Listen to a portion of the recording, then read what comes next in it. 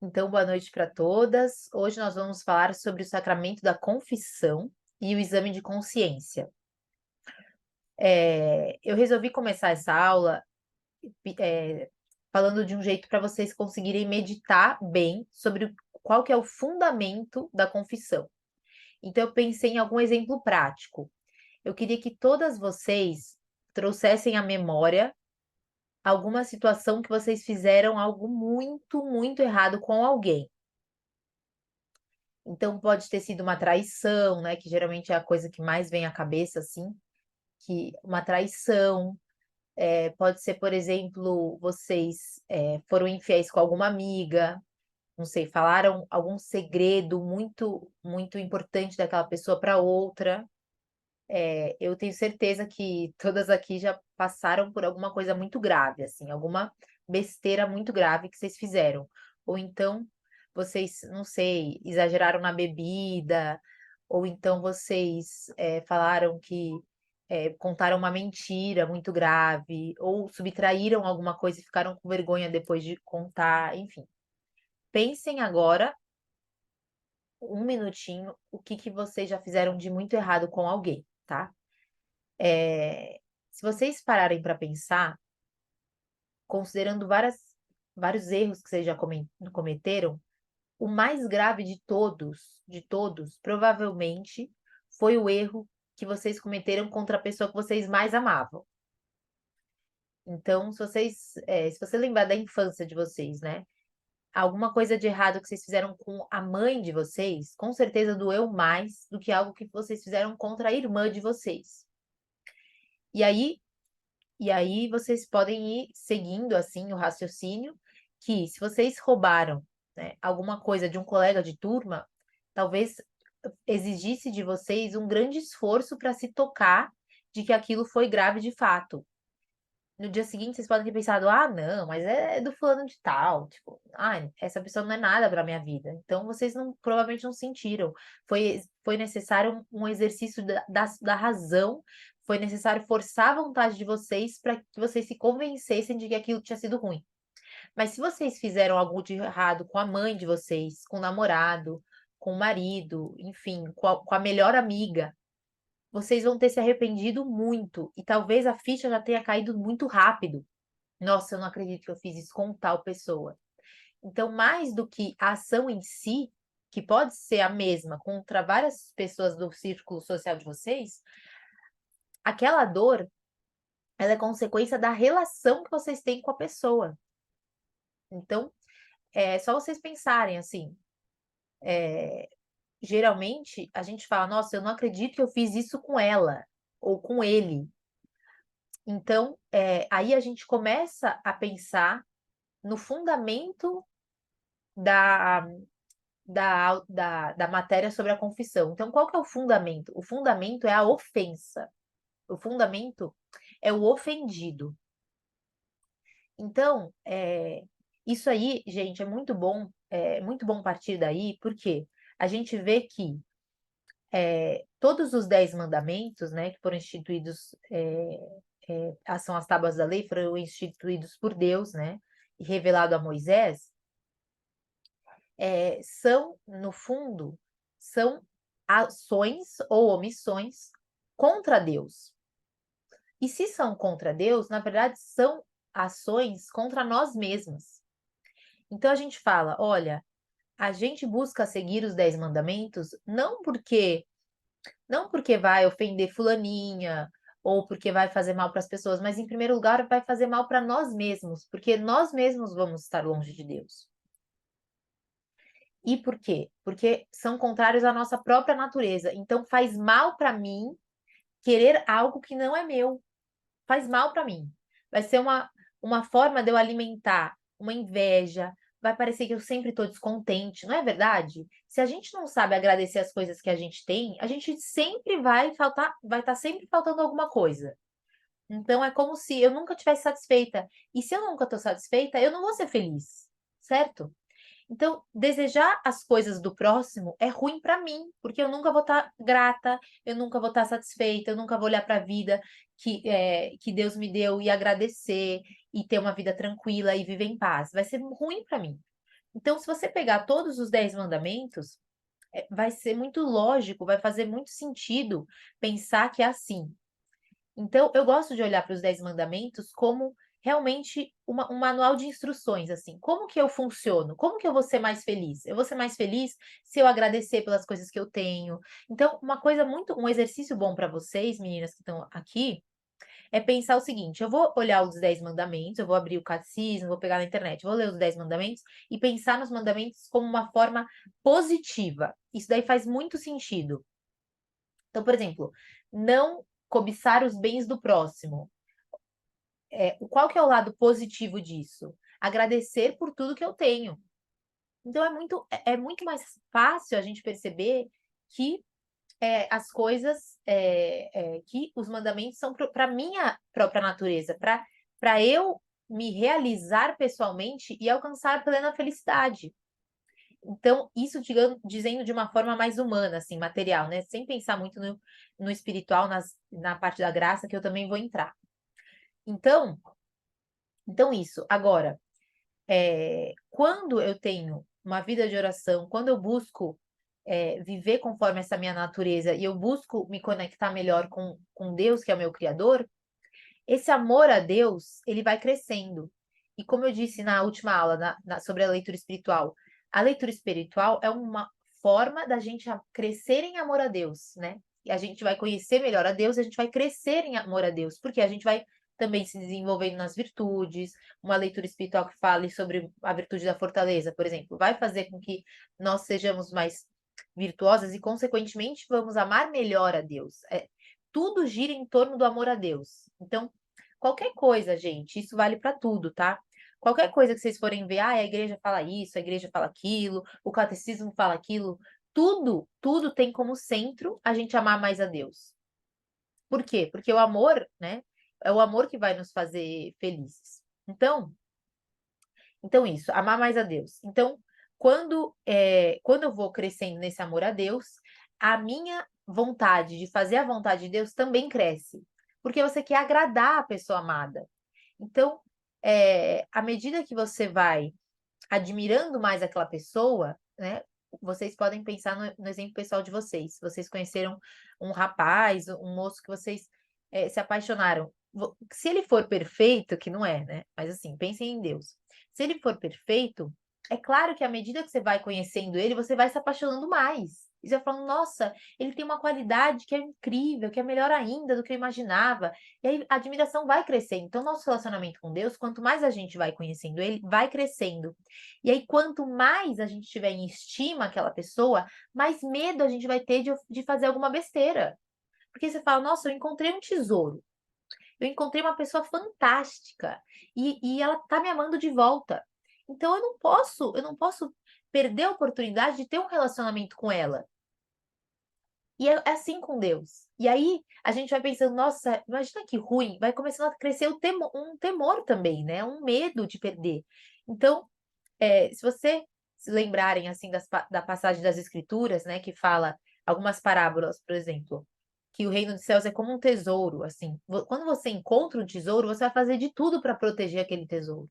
Você vai você vai pensar, olha, eu tenho que colocar alguma regra na casa de que ninguém pode entrar, de que ninguém pode abrir aquele tal armário, eu vou colocar um alarme, eu vou colocar, enfim, eu vou fazer de tudo para que ninguém acesse esse tesouro, para que ninguém possa roubar esse tesouro.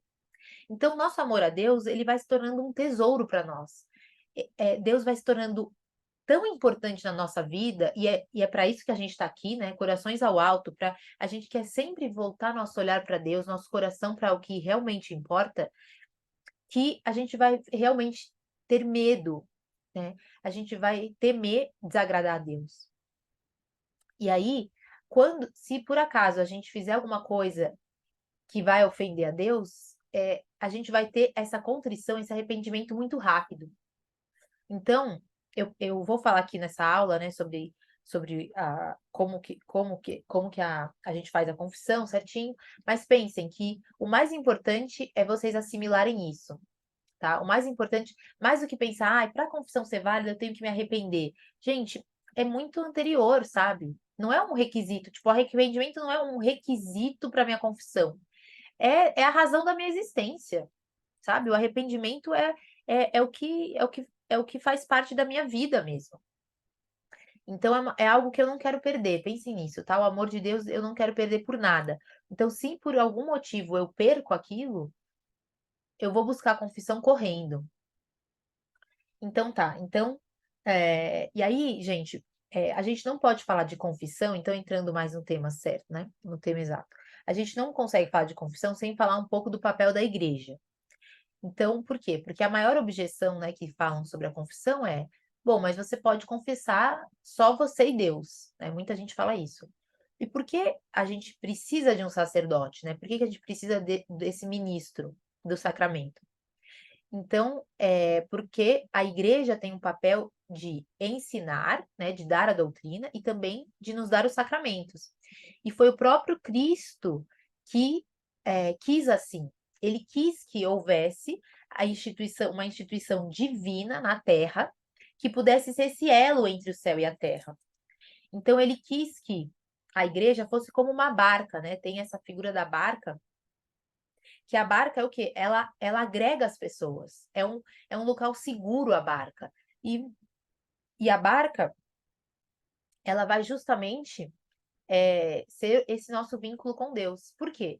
Porque se dependesse de nós, a gente cairia num subjetivismo. Isso traria além de todos os problemas, traria muita insegurança para nós. Imagina, eu vou estudar por conta própria, eu vou ter que descobrir tudo por conta própria. Seria uma angústia, né, na nossa vida.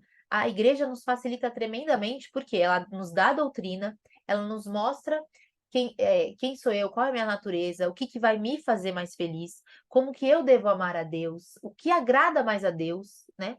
Então, olha que bom, a gente já saber que algumas coisas agradam muito a Deus. Então, o nosso tempo de oração agrada muito a Deus, o nosso arrependimento agrada muito a Deus, uma visita ao Santíssimo Sacramento agrada muito a Deus. E tudo isso, eu sei o quê? Eu sei da minha cabeça? Não, eu sei porque nossa mãe, a igreja, nos comunica isso.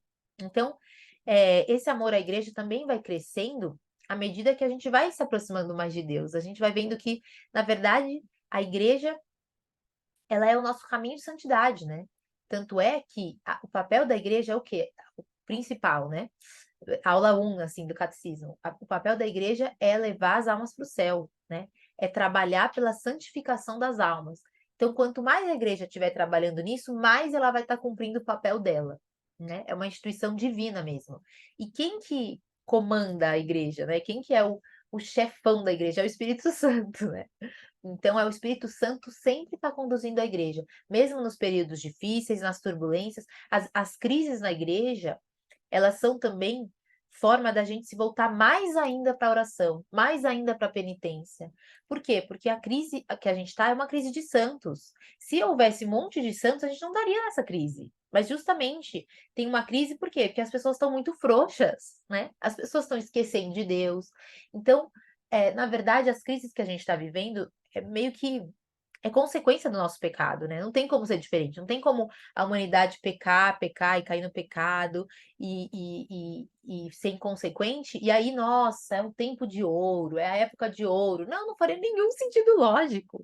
Então, se hoje tem uma crise na igreja, é porque pessoas da igreja não têm formação. E por que elas não têm formação? Porque também as famílias não dão formação para os filhos. E aí os filhos não veem a vocação ao sacerdócio, à vocação ao celibato, enfim, tantas outras vocações, começa da família.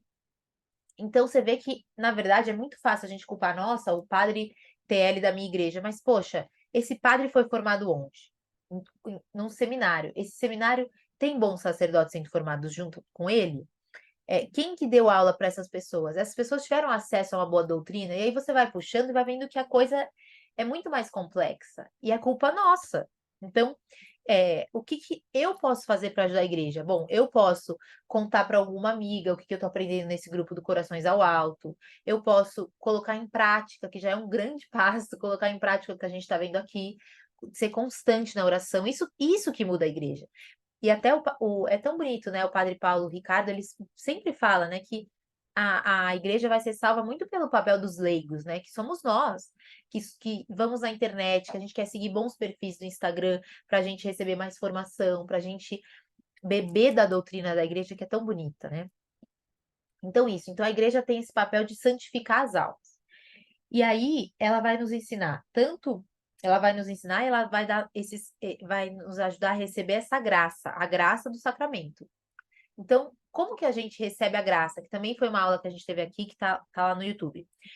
É pela oração, né? E pelos sacramentos.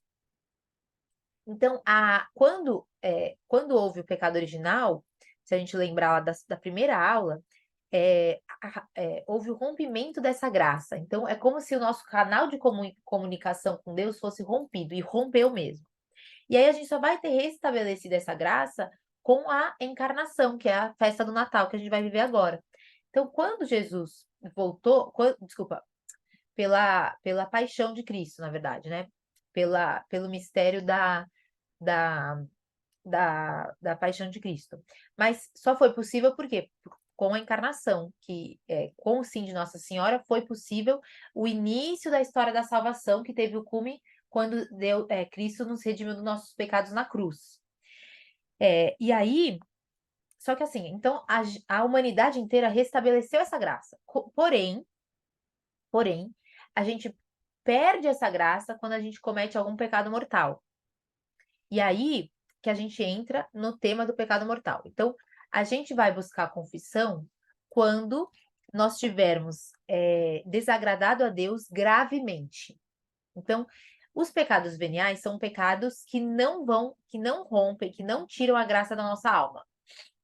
E aí, esses pecados veniais, que não estão lá nos 10 mandamentos, né? Então, por exemplo, eu perdi a paciência, eu tive gula, enfim, ele não rompe essa comunhão com Deus. Mas são pecados que são importantes de ser perdoados, de ser confessados. Mas esses pecados, conforme a nossa contrição, a gente, no momento da missa, por exemplo, a gente deve pedir perdão pelos pecados veniais, que são esses pecados menos graves. Mas o pecado mortal, como ele interfere diretamente na nossa natureza, diretamente na nossa alma, a gente precisa confessar antes de comungar. Então, na verdade, precisa confessar, independentemente de se a gente vai buscar uma comunhão ou não, mas assim que a gente perceber que pecou gravemente, tem que buscar a confissão. E só assim a gente vai estar apto para receber o sacramento da comunhão também, claro. E aí, esse pecado mortal, ele, para que seja mortal, ele precisa de 3 requisitos. Então, vocês podem anotar aí, tá? Então, Ana, como que eu sei que eu pequei mortalmente? Porque parece meio subjetivo, mas não é. Então, em primeiro lugar, a matéria, ela tem que ser grave. Então, ela tem que ser, ela tem que ferir algum dos mandamentos, por ação ou por omissão, né? Então, se a gente tem o dever,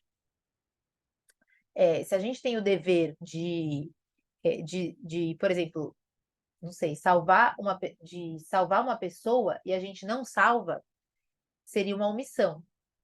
Então, por ação ou omissão. E aí, seriam as matérias dos 10 mandamentos. Mas se a gente conseguisse resumir, a gente pode resumir em 4 pontos, tá? O que seria matéria grave. Então, a primeira é uma ação humana que contraria gravemente o amor devido a Deus. Então, vocês lembram o decálogo, né? Os 10 mandamentos? Os 3 primeiros são mandamentos contra Deus diretamente. E os outros contra as outras pessoas. Então, qualquer ação humana grave, cometida gravemente contra o amor de Deus, é um pecado, é uma matéria grave, é um pecado mortal. Depois, ação humana contrária à benevolência devida ao próximo. Então, se eu cometi alguma coisa grave contra o próximo, seria um pecado mortal. É um pecado mortal. Alguma coisa grave. Então, bom, eu feri uma pessoa, eu roubei, eu tirei algum bem dela, incluindo, né, roubei a dignidade de uma pessoa. Depois, é, é sempre matéria grave as ações graves cometidas contra a castidade. Então, você tirar a dignidade de uma pessoa, se aproveitando do corpo dela, ou acessando pornografia, etc., isso sempre vai ser matéria grave, porque você vai estar você vai estar reduzindo aquela pessoa a um simples objeto. E diante de todas as aulas que a gente já assistiu aqui, isso é uma matéria grave, porque a pessoa ela tem um valor infinito, porque nós valemos o próprio sangue de Cristo, né, derramado na cruz, e Deus nos fez para o céu. Então, qualquer criatura, né, que foi feita para o céu, qualquer pessoa que foi feita para o céu, ela não pode ser tratada como um objeto, né? Mas esse é um outro assunto e eu quero falar mais de castidade com vocês no próximo semestre. A gente vai ter uma aula sobre isso. É matéria grave também se a gente não observar os 5 mandamentos da igreja. Quais são os 5 mandamentos da igreja? Tá meio teórica nessa aula, mas vocês vão anotando aí. Então, são, por exemplo, a igreja é uma obrigação grave nós comungarmos uma vez por ano. Então, tem lá no catecismo quais são os mandamentos da igreja, que são 5. Comunhão pelo menos uma vez por ano. Então, bom, se eu não comungo pelo menos uma vez por ano, eu tô super em pecado grave. Por quê? Porque eu não tenho nenhuma, eu não tenho, eu não tô procurando, né? Eu não procuro minimamente ter uma comunhão com Deus pela Eucaristia. Depois, é um mandamento contra a igreja eu não observar o jejum de 1 hora. Então, a gente teve também a aula da missa, né? A gente teve a aula da missa aqui, e eu falei, né, que para a gente comungar, a gente precisa observar o jejum, que hoje em dia é de 1 hora, antes era de mais horas. Então, se eu não observei o jejum, eu estou pecando contra a igreja. Depois, jejum e abstinência de carne nos dias específicos. Então, na sexta-feira da paixão, por exemplo, se eu comi carne, fiz o churrascão e tal, foi um pecado grave, porque a igreja me aconselha de que esse dia eu destine para abstinência de carne, né? Para o jejum, para um dia que eu vou estar recolhida em oração, lembrando da paixão de Cristo. Depois, eu preciso confessar pelo menos uma vez por ano. Então, se eu não confessei no último ano, eu vou me confessar de que eu não confessei no último ano. Então, isso é uma coisa que vai ter que estar na nossa listinha.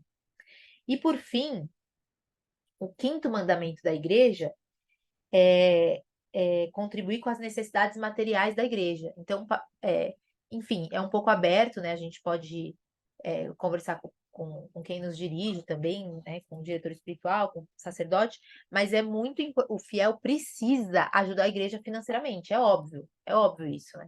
Então, para uma empresa funcionar, as pessoas precisam estar contribuindo com a empresa, assim. Então, nós precisamos dar esmola, é um mandamento de Deus, a gente dar esmolas, ajudar a igreja com o que a gente pode, mas lembrem-se, como Jesus elogiou aquela viúva que deu 2 moedinhas, que ela deu tudo que ela tinha. Isso também, o amor se traduz com obras. Então a gente ama a Deus também quando a gente é generoso com as ofertas, com as questões materiais que a igreja precisa.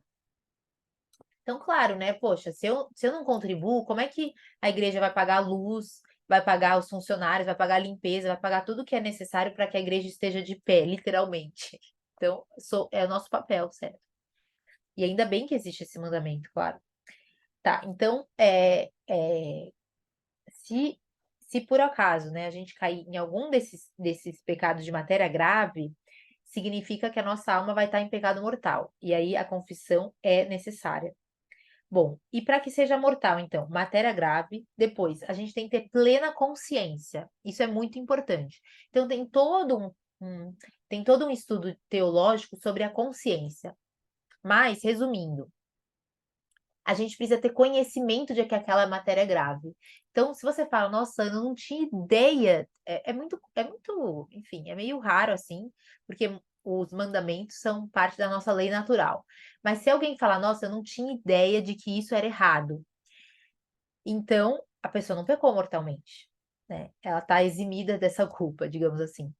Mas sabendo que é matéria grave, aí a gente entra no terceiro ponto. É, sabendo que é matéria grave e consentindo, que é o terceiro ponto, né? O consentimento. Eu consenti com aquela atitude, isso é muito importante vocês saberem, tá? Sentimentos, nós todas temos. Então, eu tive um desejo, mas você consentiu com aquele desejo? Ah, Ana, mas como é que eu sei que eu consenti, que eu não consenti? Então, tem uma regrinha que é muito bom de vocês saberem, que é o seguinte: se você teve algum desejo impuro, se você teve algum desejo que contraria a lei de Deus, vamos supor, você teve uma ira contra Deus, tá? Às vezes a gente acaba pensando só em pecados sexuais, mas se a gente tomar, eu senti uma raiva de Deus, tá? Então, sei lá, alguma coisa que eu achei que eu fui injustiçada e eu vou culpar Deus, sabe? Nossa, Deus, poxa vida, se você teve um sentimento de ira e na hora você já retificou, então na hora você rezou uma Ave Maria, na hora você falou, não, não, desculpa, Deus, eu não quis dizer isso. Na hora, logo que você sentiu, você já retificou, você não teve consentimento. Por quê? Porque nós somos seres que temos sentimentos, né? Então a gente é movido pelas nossas paixões. É próprio do ser humano sentir, né? Então sente fome, sente raiva, sente desejos, enfim. Mas o que eu faço com relação ao meu sentimento, né? O que eu faço com relação à minha inclinação? Aí é que vai definir se você pecou gravemente ou não. Então, se surgiu uma lembrança sua com o seu namorado, vamos supor, e você lembrou, se você quiser continuar lembrando, nossa, ai, que legal, gente, que máximo, você vai estar consentindo com esse seu sentimento, certo? Você vai estar alimentando, você vai estar dando voz para o capeta. Mas se você, por outro lado, falar, Nossa Senhora, sai, tipo, aí você levanta, bebe uma água e vai tomar um banho gelado e sei lá o quê, que no namoro, né, essas coisas são muito importantes da gente ter esses artifícios. Então você não consentiu, você não pecou gravemente, tá bom? Então isso, a consciência, ela vai muito ditar assim, eu percebi o mal, né? Ou, por exemplo, uma pessoa caiu do meu lado, vai, sei lá, ou então você tá andando na rua e uma senhora tropeçou na rua. Se você, na hora, a sua consciência já fala pra você, não, você tem que ajudar essa senhora, certo? Tipo, ai, não, nossa, bem feito, ha, ha, ha, ha. Entendeu? É muito diferente. A sua consciência provavelmente vai te acusar de que você deve agir ou omitir. E aí que você passa para o consentimento. Eu consenti, ou eu falo assim, não, não quero ajudar essa velhinha. Não, não, não, vou ajudar porque, nossa, imagina, ela tá precisando da minha ajuda. Então, essa é a chavinha, tá? Bom, depois, bom, então, Ana, eu percebi que eu cometi uma falta muito grave. Agora você falando na aula, eu vi que tem um pecado grave que eu cometi e que eu não confessei. Enfim, faz um tempão que eu não confesso. O que que eu faço? Então, vamos lá. Então, a gente vai se preparar para essa confissão. Eu gosto de pensar que, em primeiro lugar, antes de falar que eu preciso fazer um exame de consciência, em primeiríssimo, tipo, no topo da lista, a gente precisa se colocar em presença de Deus. A gente pode usar, por exemplo, aquela oraçãozinha que eu pus no Telegram, né, na aula passada, oração do Espírito Santo, a gente se colocar em presença de Jesus e pensar, bom, eu vou me preparar para a confissão, Senhor, me ajude, Senhor, mova a minha inteligência, mova os meus sentidos, mova todo o meu ser para que eu perceba o que foi, o que te desagradou, o que te ofendeu. Eu não quero te ofender, sabe? Faz uma oração do coração. A gente colocar o nosso coração naquilo antes de começar a ler as perguntinhas do exame de consciência é muito bom, porque a gente retoma o motivo pelo qual a gente está fazendo aquilo. Então, tá, eu me ponho em presença de Deus. E aí eu vou fazer um exame de consciência. As perguntinhas do exame de consciência são essenciais, eu acho, para a gente fazer uma boa confissão. Eu vou passar para vocês no Telegram, um arquivo. Mas tem na internet, é só vocês colocarem exame de consciência, é muito fácil de achar. Tem vários livrinhos sobre isso, mas eu vou mandar um para vocês, eu vou mandar um para vocês, dois para vocês, um mais prático, assim, mais rapidão, e outro mais longo, tá? Então, Ana, eu não me confesso há muito tempo. Se dedica pelo menos uma meia hora antes da sua confissão e você vai anotar no caderninho tudo. E aí, olha só, os requisitos, então, para uma confissão válida. Podem anotar aí. Então, em primeiro lugar, um bom exame de consciência. Um bom exame de consciência é você relembrar tudo que você fez desde a sua última confissão. E aí, precisa ser um exame muito cuidadoso, gente, porque não se brinca, sabe? Não se brinca. É, a gente não pode tornar banal, uma coisa que é tão cara a nós, né? A gente não pode, a gente tem que cuidar de fato dessa relação que a gente tem com Deus. Vai ser um exame cuidadoso. Por quê? Porque eu quero restabelecer a graça na minha alma. Eu busco a confissão para quê? Para que a graça volte para o meu coração, para minha alma e que eu volte até a comunhão com Deus. Então, é claro que tem que ser cuidadoso, porque se eu não posso correr o risco de fazer uma confissão que não vai valer de nada, e aí eu vou estar em pecado. A minha alma vai estar longe de Deus, vai estar afastada de Deus. Uma alma em pecado mortal, ela está condenada ao inferno. Então é duro falar disso, é muito duro falar de inferno. É um assunto que eu medito, mas é difícil de falar, porque é um sofrimento sem fim, né? Não vai ter nenhum fim. E até uma figura que uma vez acho que eu li em alguma anotação espiritual de algum santo, que me marcou muito assim, falava que no inferno você não tem, você tem um sofrimento que não para, né? Um sofrimento, como fala isso? Eterno mesmo, mas que a alma que tá no inferno, ela não tem encosto. E eu achei meio forte assim, porque quando você tá muito cansado, você quer um encosto, pelo menos algum tipo de compensação, sabe? E ele dizia isso, assim, esse santo, que no inferno você não tem onde encostar, sabe? É como se realmente a sua alma tivesse em pura agonia. Então, tendo consciência de que um pecado mortal, ele realmente ele vai me privar do céu, ou seja, ele vai me conduzir para o inferno por uma decisão minha, livre minha, eu vou buscar a confissão o mais rápido possível, porque eu internalizei isso. Nossa, eu não posso perder a chance de ir para o céu, né? Eu não posso brincar com isso. E realmente não dá para levar isso como se fosse qualquer coisa, tá? Então, esse exame de consciência, ele vai ser cuidadoso. Eu vou falar quantas vezes eu pequei mortalmente. Então, olha, eu, vamos supor, né? Eu blasfemei, ou não sei, eu fui até um tarô, né? Porque é, você deriva do primeiro mandamento, você buscar Deus em coisas pagãs. Então, se eu consultei cartomante, se eu coloquei a minha fé em risco, é pecar mortalmente. E aí, mas isso tá lá no exame de consciência que eu vou mandar para vocês, tá? Enfim, eu preciso falar quantas vezes. Ah, eu fui 5 vezes na cartomante. Ou eu fui na Umbanda tantas vezes. Você precisa colocar isso lá no exame. Se você não se recordar às vezes, porque é meio desesperador, né? Quem tá se convertendo, poxa, quantas vezes eu, sei lá, cometi algum pecado grave, você tem que dar mais ou menos a precisão. Então, olha, por tantos meses, algo foi frequente e tal, tá? Bom, depois do exame de consciência, eu preciso me arrepender. E esse arrependimento, ele é necessário para a confissão. Se eu não me arrepender, não vai adiantar de nada. O padre vai falar, e você tá arrependida? Você fala, não, eu vim aqui só porque a Ana Clara falou na aula. Não, gente, então não, né?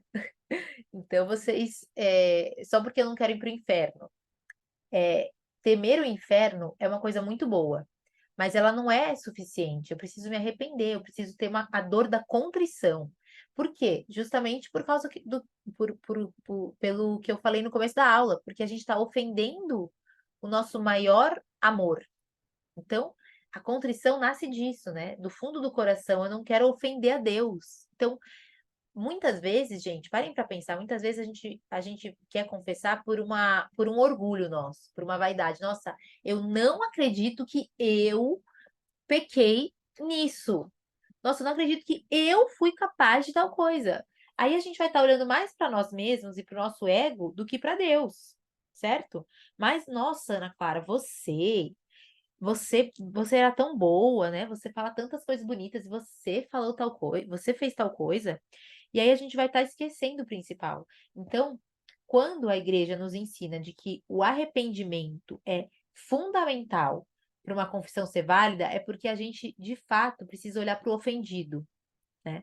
Precisa falar, nossa, Deus, você que morreu pelos nossos pecados, e eu, conhecendo a doutrina, fui capaz de fazer isso com o Senhor que me deu tudo, né? Que morreu por mim. Nossa, que grande mal que eu cometi. Eu nunca mais desejo magoar o Senhor. Você não merece, sabe? O Senhor não merece essa pobre pecadora. Isso é uma contrição.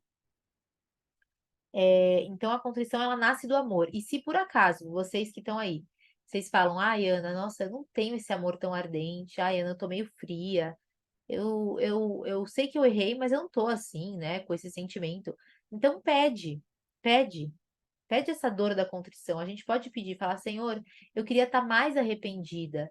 Eu quero estar arrependida. Senhor, eu estou arrependida o máximo.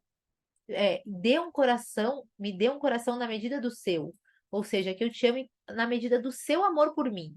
Então, peçam, né? Deus não se nega a graça para quem pede com humildade. Depois do arrependimento, gente, para ser válida a confissão, ela precisa ter um propósito, sabe? Então, assim, não adianta eu falar, nossa, gente, eu errei muito feio em ter ficado com meu namorado sozinho no apartamento, porque, enfim, acabou tendo outras consequências. E aí no dia seguinte eu vou de novo. Não, eu tenho que ter um propósito. Se, por exemplo, faz muito mal para minha alma, né? Pensar cobiçar os bens do próximo. E aí eu só fico, sei lá, no Instagram, desejando e sentindo inveja, etc. Aí eu vou lá de novo, na mesma circunstância, isso daí, o quê? Mostra que eu não tenho um propósito firme, né? Não adianta eu saber que eu errei, eu me arrepender se eu não procuro os meios para que eu não caia de novo, né? Ninguém tá numa estrada e aí tem um acidente, vai lá e volta pro mesmo acidente. Gente, por favor, né? Burrice isso.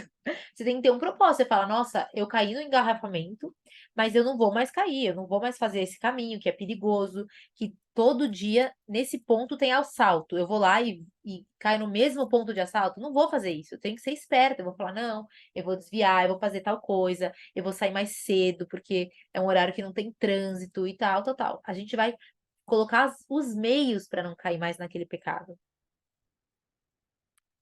Peraí, gente, o que falaram aqui? Ai, meu Deus. O que que...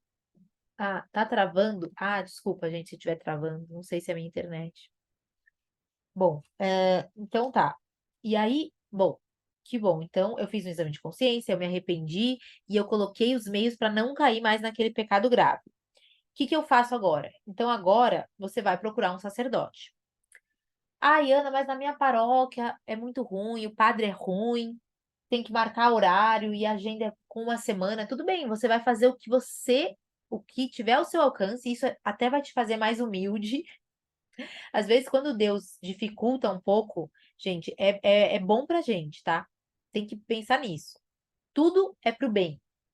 Então, nossa, eu tenho que pegar ônibus, eu tenho que ir para outra cidade, porque na minha cidade não tem padre, vai ser bom pra você. Vai fazer você. Sabe aquele pai que fala assim: meu filho, você tem muito que aprender na vida, vai.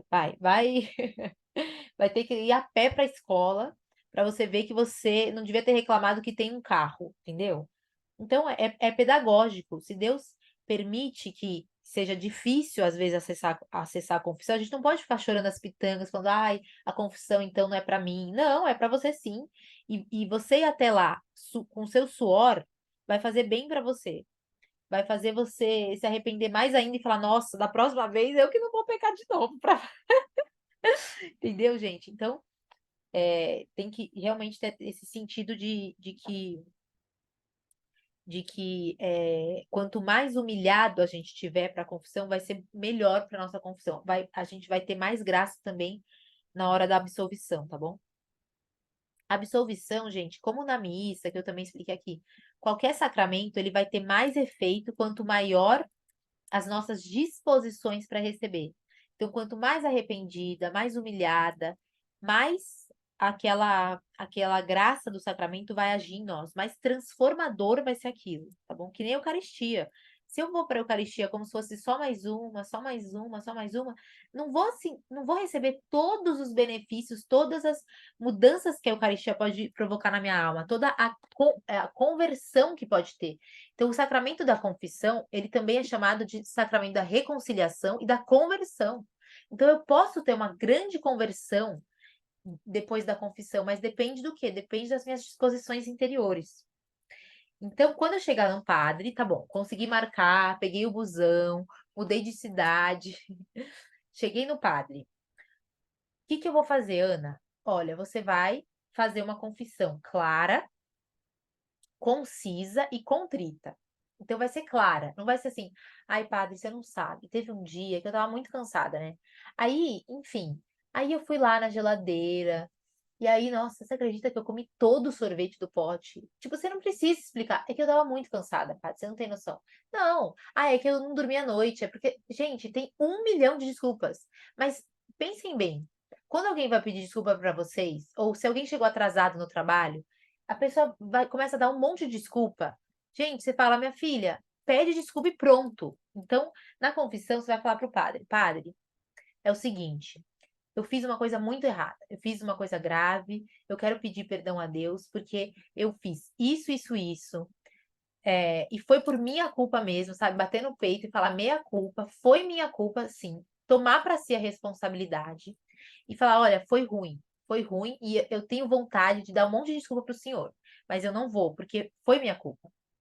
E aí você vai lá e você pede desculpas, você pede perdão de uma forma clara. Você não vai falar assim, ah, então, é que, sabe, talvez. Não, clara, concisa. Você não vai falar para o padre um monte de detalhes do seu pecado. Você não vai, não faça isso com ele, por favor, sabe? Vai ser ruim para ele, coitado. Ficar ouvindo um monte de detalhe. E mulher gosta de contar detalhe. Não conta. Vocês têm que ser claras, concisas, tá? É um exercício bom para mulher e contrita. Então, falar de todo o coração, né? Ter essa contrição mesmo.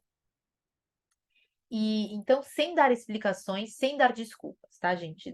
Sem se enrolar, por favor. E aí, o próprio ato de se ajoelhar já é bom, né? Porque faz a gente se humilhar mesmo. E aí, gente, lembrem, humildade, humildade. Se tá difícil, o São José Maria falava assim: se você tem uma coisa que você custa muito falar, começa por ela. Né? Então, na confissão, não fala assim, vários pecadinhos e o pecadão. Começa com o pior, entendeu? Começa com assim, olha, eu tô morrendo de vergonha. Às vezes é bom você falar isso, olha, padre, eu tô morrendo de vergonha, mas eu fiz isso, e foi isso mesmo. E olha, eu não quero fazer de novo, sabe? Mas começa com o pior. Então, tira o sapo da boca. E aí o padre vai te absolver, você vai ficar muito, muito feliz. Você vai falar, nossa, ai, que bom que existe esse sacramento, que bom que Deus me perdoou, que bom que agora eu restituí essa amizade com Deus, que bom que agora minha alma tá pura, minha alma tá em graça. E aí você vai cumprir a penitência. Geralmente, o padre, ele vai te dar uma penitência assim, reza uma Ave Maria, um Pai Nosso. Mas se ele falar, olha, a sua penitência vai ser você dar uma cesta básica, você vai lá e dá a cesta básica. E aí você vai cumprir essa penitência. Antigamente, as penitências era muito comum, né? As penitências serem bem rígidas e tal. E agora, para também facilitar que a pessoa confesse, o mundo tá tão em pecado, né? Que, enfim, é uma forma também do fiel buscar mais vezes a confissão.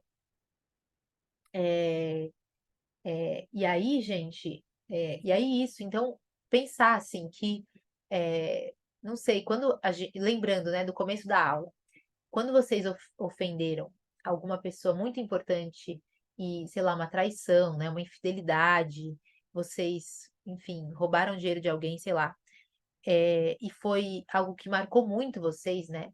Como foi bom quando a pessoa quando a pessoa te desculpou, né? Não dá um alívio, tipo, dá um alívio, assim, a gente pensar que, nossa, como essa pessoa é boa, né, de me perdoar. E aí, olha que bonito, né? A própria confissão, o próprio fruto da confissão vai fazer com que a gente dê mais valor ainda para Deus, né? Nossa, ele me deu tudo e eu fiz isso com ele, mas como ele é bom, como ele é misericordioso, como Deus é maravilhoso de me perdoar. Então, olha que bonito, né? A confissão, ela é um sacramento maravilhoso, é um sacramento da misericórdia, assim, é um sacramento de que a gente vai encontrar esse amor misericordioso de Deus.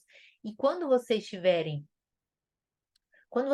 na dúvida, assim, sobre, ai, Ana, mas como que eu posso meditar melhor sobre a confissão, né? Como que eu posso levar isso para minha oração pessoal? Como que eu medito melhor? Lembrem muito da parábola do filho pródigo. A parábola do filho pródigo é muito bonita, gente, é muito bonita, porque o filho, imagina, o filho chega e fala, pai, me dá parte da herança. Ou seja, é praticamente falar, pai, você já podia estar morto e eu pego a herança para mim, né? Ou seja, eu quero usufruir todos os bens que você puder me dar. Nós somos assim, né?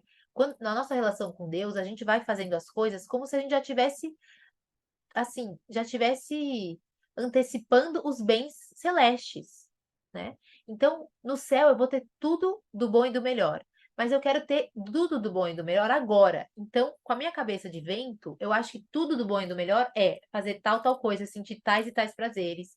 Eu tô querendo antecipar uma coisa que não é de para agora, né? A nossa felicidade plena não é aqui, não vai ser com as coisas materiais, e não vai ser do jeito besta que a gente às vezes acha que vai ser. E aí o filho pródigo fala: pai, me dá a parte da minha herança que me cabe, porque eu não tô nem aí para vocês. E aí o filho sai em viagem, foge de casa, não quer saber do pai, não liga pro pai. Realmente você sente no filho pródigo uma pessoa muito fria, né? E vai, abandona tudo, abandona os deveres, abandona o irmão, abandona o pai. E aí ele cai em todos os tipos de iniquidades, né? Então ele começa a fazer jogo, apostas, e aí bebidas, e sexo, e perversão, e tudo de ruim. E aí, quando ele gasta tudo que ele tinha, né? Além disso, gasta tudo, ele vê que ele está comendo como os porcos, né? Ele se vê comendo com as mesmas condições dos porcos. Então ele está numa situação degradante. A nossa alma, quando ela está em pecado mortal, Santa Catarina, só para vocês terem uma ideia, tá, gente? Santa Catarina, ela ela conseguia ver almas em pecado mortal de longe, porque ela começava a sentir um cheiro de podridão mesmo, sabe? Cheiro de necrotério. Então, Santa Catarina, às vezes ela começava a sentir um cheiro tão forte, que era das almas que estavam perto dela. E, enfim, e aí ela tentava converter aquelas almas e tudo, mas se a gente pudesse sentir o cheiro da alma em pecado mortal, seria um cheiro que não daria nem para sentir. Então, quando a nossa alma está tão degradante, como estava o filho pródigo comendo com os porcos, é uma situação desumana. E aí o filho pródigo, ele pensa, nossa, lá na casa do meu pai, os criados, os servos do meu pai, eles não tinham essa situação.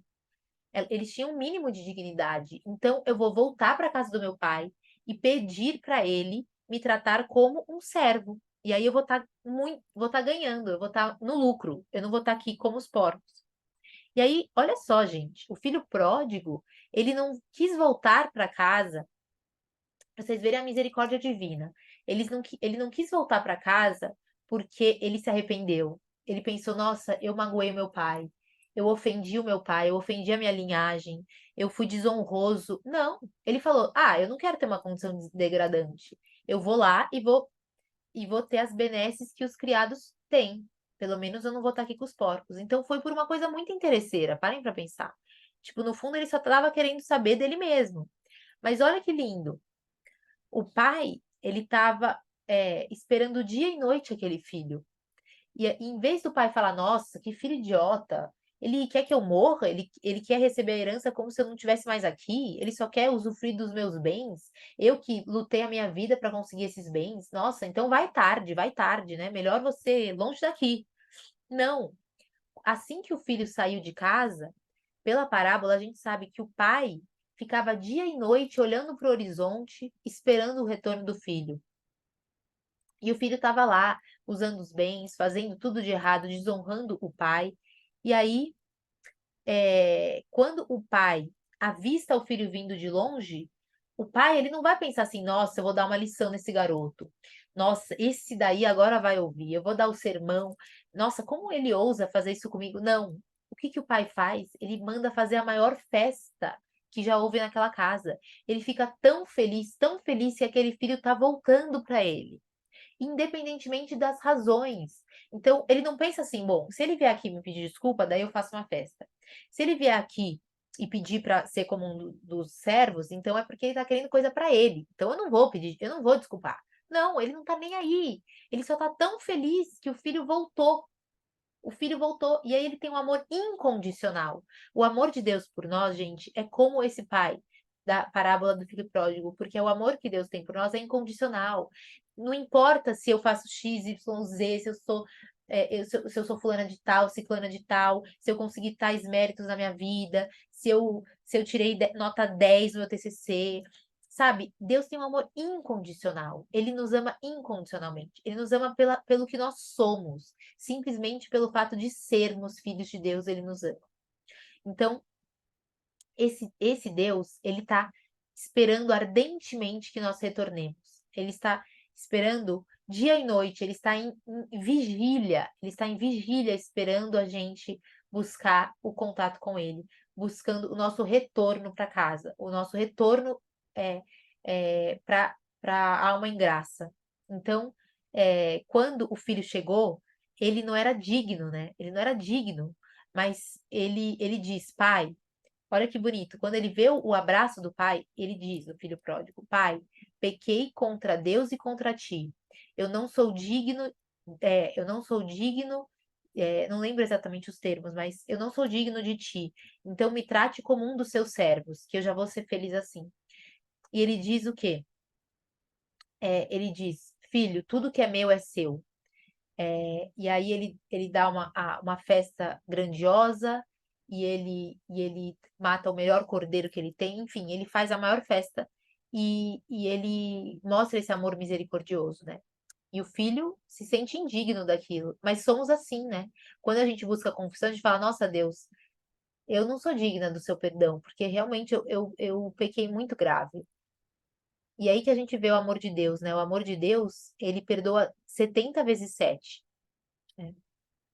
Então, gente, só um último detalhe, assim, a gente pode meditar muito sobre isso, mas um último detalhe é que, Ana, talvez eu não tenha um pecado grave, mas é muito bonito a gente cuidar desses pecados veniais, né? Tem uma parte nas escrituras que fala assim: tomar cuidado com as pequenas raposas que destroem a vinha.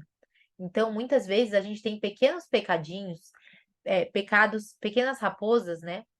Que estão nos afastando do amor de Deus. Então, se a gente fizer um bom exame de consciência, se a gente pedir pureza de consciência, finura, né? Que se a gente tiver uma consciência fina, a gente vai reparar que tem um monte de coisa ao longo do nosso dia que está nos afastando de Deus. Bom, é um pouco a mais no tempo no celular, é uma comida a mais, é não levantar na hora, é reclamar, é se queixar, é esquecer de cumprir nosso tempo de oração. São milhares de coisas ao longo do dia que nos afastam desse amor. Então, que nos afastam, que na verdade estão. Essas pequenas coisas, gente, no fundo, são escolhas que a gente está deixando de agradar a Deus para desagradar. São as escolhas, pequenas escolhas. Então, assim, eu tenho a escolha de me abster da sobremesa para agradar a Deus, para dar digamos, para dar um ato de amor para Deus, mas não. Eu prefiro seguir as minhas paixões e aí cair na gula, por exemplo, que seria um pecado venial. Então, vejam que cada pequena ação a gente está trocando o amor de Deus por mesquinharias, né? Por coisas mesquinhas, por ninharias, né? Então, é isso, assim. Lembrem que eu falei, né, dos 10 mandamentos. Pensem como o positivo, sabe? Então, quando eu caio num pecado, na verdade, eu tô usando mal a minha liberdade que eu poderia estar usando para amar a Deus. Eu estou escolhendo não amar a Deus, estou escolhendo ofender a Deus. Então,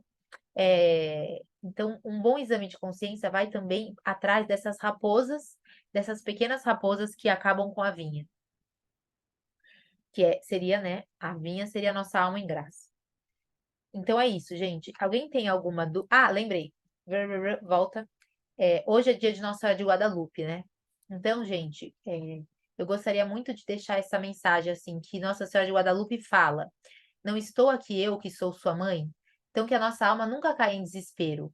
Às vezes a gente peca mal, a gente faz besteira, a gente escolhe o mal, mas Nossa Senhora tá lá, sabe? Nossa Senhora quer nos ajudar, quer nos dar a mão para nos levar para o sacramento da confissão. Ela quer nos ajudar ela é mais interessada que a gente restitua essa plena comunhão com Deus e que a gente esteja pronta para o céu, né? Que é o encontro definitivo, com ela também. Então, Nossa Senhora, a gente nunca pode, ela é nossa guia, né? Ela é nossa advogada. Então, ela é nossa estrela, Stella Maris, né? Então, ela é a estrela que os navegantes usam para conduzir para Deus. Então, isso, só para terminar, eu queria terminar com essa ideia assim. Se alguém tiver alguma dúvida, pode mandar no chat ou pode levantar a mãozinha que eu habilito o microfone. Qualquer coisa que vocês quiserem falar. Aqui apareceu uma pergunta, né? Então, a penitência, ela tem que ser feita o quanto antes. Então, se é uma Ave Maria, às vezes até enquanto o padre está dando uma absolvição, você já pode rezar Ave Maria. Se for uma penitência mais difícil de cumprir, não é tão imediata, assim que der.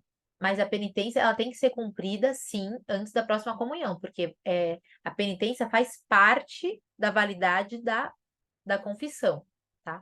Então, vamos supor, vocês esqueceram, né? Vamos supor, nossa, eu esqueci se eu fiz a penitência ou não. Então, faz de novo. Se você esqueceu completamente da penitência, você esqueceu totalmente, na próxima confissão, você pode falar isso, né? Mas aí não é que, nossa, daí agora eu comunguei, agora eu tô em pecado mortal porque eu comunguei em pecado mortal. Calma. Se você esqueceu mesmo, tudo bem, tá? Confia na misericórdia, mas você tem que cuidar não vai dar bobeira. Vamos lá, próxima. Ana, obrigada pela aula. Como seria o procedimento para uma primeira confissão de um adulto que não é católico? Espero por esse momento há anos, mas não posso me converter à igreja, pois não sou solteira. Ah, sim, então, nesses casos, eu até ia falar, né? Nesses casos, é bom procurar algum diretor espiritual, mas é bem comum, assim. Então, casos, por exemplo, né, de pessoa que está em segunda união, que não pode comungar, e também não pode confessar, porque em algumas situações, vamos supor que tá em segunda união, é, quando você vai, lembra da lógica, tá? Como a gente está falando aqui, que na verdade o pecado ele é contra um ofendido, se a gente tem algo que a gente ofendeu a Deus, a gente não pode falar para ele, por exemplo, olha, eu me acuso, eu peço perdão por tais coisas, mas essa não. Então, a confissão ela tem que ser completa, é de todos os pecados. Isso faz muito sentido, porque imagina se alguém pecou, alguém cometeu algum ato grave contra você. Aí essa pessoa fala: Olha, eu gritei com você, eu xinguei, não, mas quando eu xinguei de não sei o quê, aí eu não tô me arrependendo, tá? Aí você vai falar: O quê? Como assim? Você me ama ou não me ama? Né? Você quer o meu perdão ou não quer? Então seria mais ou menos essa a ideia. Agora, no caso que eu até falei semana passada com o Padre Paulo sobre isso, que eu tenho um caso de uma pessoa muito querida minha e que ela está exatamente nessa situação. Ela está em segunda união e aí ela não conseguiu absolvição, ela não foi válida a confissão dela. Mas nesse sentido não significa que ela não faz parte da igreja, não significa que a igreja não acolha ela, não significa que ela não pode tirar muitos bons frutos da missa, por exemplo, assistindo a missa, ainda que não comungue. Não significa isso, tá? Isso é muito importante. Então, em algum momento, a pessoa pode voltar a ter essa comunhão com a igreja, né? Ela pode voltar a comungar. Mas se naquele momento, por alguma circunstância, ela não pode, ela com certeza, e digamos, vai ser muito bom tanto para ela e para Deus, Deus vai dar muito valor se ela manter a união com Deus pela oração, ela pode pela assistência da missa, enfim. Há outros modos, né, dela estar com uma alma em oração que não seja, mesmo que ela não, que a confissão não se dê, né? Mas aí essa alma, ela vai nutrindo uma vida de oração e ela vai procurar, né, claro, ela vai procurar se regularizar com a igreja. Isso sim. Deixa eu ver aqui o que mais. Não sei se eu me fiz clara, mas esse é um outro assunto, a gente pode falar também dele, que é um assunto mais de doutrina moral e tudo. Comer carne às sextas-feiras é um pecado, então. Eu posso falar também melhor sobre isso, assim, mas pelo que eu sei é o seguinte, é, a igreja diz que às sextas-feiras a gente deve se abster de carne, né? Então, lembrando da Sexta-feira da Paixão. Mas você pode substituir essa penitência por alguma outra penitência às sextas-feiras. Então, essa é a resposta padrão, assim. Mas depois eu posso falar melhor, tá bom? Nunca fui católica e não poderia buscar conversão, pois sou casada com um protestante e ele é contra, infelizmente. Ah, sim, entendi. É que você não é católica. Então, para uma confissão, você teria que se preparar por uma catequese, né? Você teria que se preparar para para a primeira comunhão. E aí, se ele é contra, aí eu acho que o ideal mesmo seria conversar com um sacerdote. Você pode, se você quiser, me manda uma mensagem no privado, lá no Telegram, que eu posso te aconselhar onde que encontrar também um bom diretor espiritual. E aí você pode se preparar para a sua primeira comunhão. A primeira confissão de um recém-convertido. Ah, que maravilha. Então, tá. Aí a sua dúvida é sobre a confissão de vida inteira. Quando você for fazer uma confissão de vida inteira, você vai pegar o exame de consciência e aí você vai realmente fazer um recorrido da sua vida. Não tem muito segredo. Se é a primeira vez que você vai se confessar, vai ser maravilhoso. Nossa, o céu vai ficar em festa. Vai ser um dia maravilhoso. E aí você vai se preparar. Provavelmente o seu preparo vai ser um pouco mais longo, mas você vai lá anotando todos os pecados que constam no exame de consciência.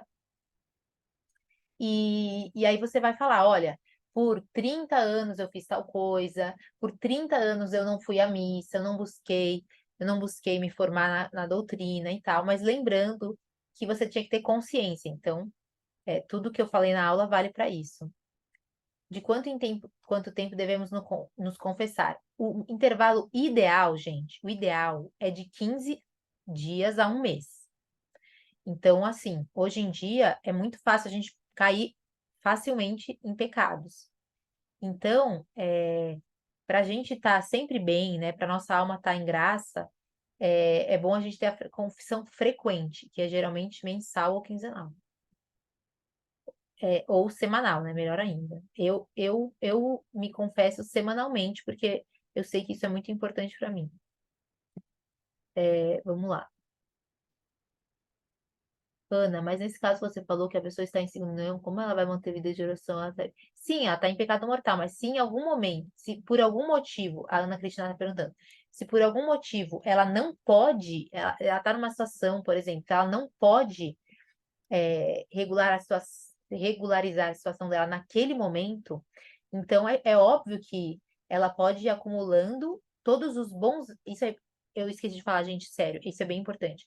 Todos os bons méritos que a pessoa teve em pecado mortal, se a alma dela está em pecado mortal, só que ela foi adquirindo bons méritos, então atos de caridade, oração, tudo que ela for fazendo de bom vai ser revertido para quando ela for quando ela receber a absolvição. Todos os méritos, eles vão ser resgatados para a alma dela depois que ela se confessar. Isso é bem importante, tá bom? E aí, então, isso daí é uma coisa que a doutrina da igreja ensina. Ela vai, digamos, aí no momento que ela for confessar, isso tudo vai ser aproveitado para a alma dela. É muito legal, né? É muito bonito ver assim como que funciona. Que mais, gente? Tem mais alguma pergunta?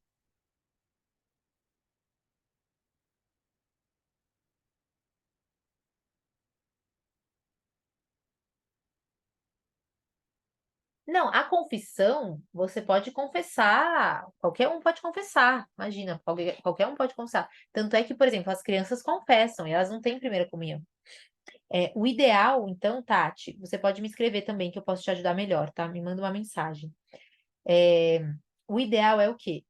Se você está num processo de conversão, você entrar numa paróquia, num curso de crisma, desculpa, num curso de primeira comunhão, primeira Eucaristia, porque para os adultos, os adultos eles fazem crisma e comunhão no mesmo dia, né? Geralmente é assim. Desculpa, batismo, crisma e primeira comunhão. Se você. Ai, que bom, nossa, Tati, que bom. Conversa comigo no privado, vai ser bom. Então, se você já é batizada, isso é bem importante, tá? Se você já é batizada, você pode confessar, nossa, bate na portinha do padre e manda brasa, vai ser ótimo. E aí, se você ainda não tem a primeira comunhão, você vai se preparar para receber a Eucaristia. Gente, mais alguma dúvida? Não, não, vai, mesmo se o marido não quiser, vai, imagina. Vai falar com o padre, claro. Manda mensagem sim. Muito obrigada. Tá bom. Ah, sim, isso é muito bom, gente. Dia 31 de dezembro. Ana Cristina, se você puder colocar a oração do Te Deum lá no Telegram e escrever essa mensagem, vai ser ótimo. Todo mundo pode rezar no dia 31. É indulgência plenária. Outro dia a gente vai falar de indulgências plenárias. A gente tem muito assunto para falar aqui no Corações ao Alto. Tá bom? Então, gente, um beijo, fiquem com Deus e até a próxima aula. Tchau, tchau. Tá. Opa.